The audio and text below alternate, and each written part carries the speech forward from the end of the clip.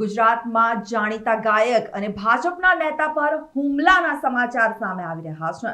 વિજય સુવાળા પર અજાણ્યા શખ્સો દ્વારા હુમલો કરવામાં આવ્યો હતો। અજાણ્યા શખ્સો દ્વારા તેમના પર જીવલેણ હુમલો કરવામાં આવ્યો છે।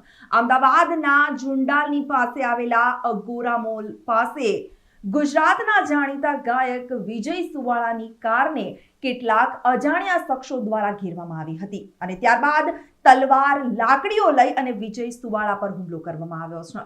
ભાજપ નેતા વિજય સુવાળા પર હુમલો કરાતાની સાથે જ કાર્યવાહી હાથ ધરાઈ છે। ત્યારે હાલ 7 શખ્સો સામે ફરિયાદ નોંધવામાં આવી છે।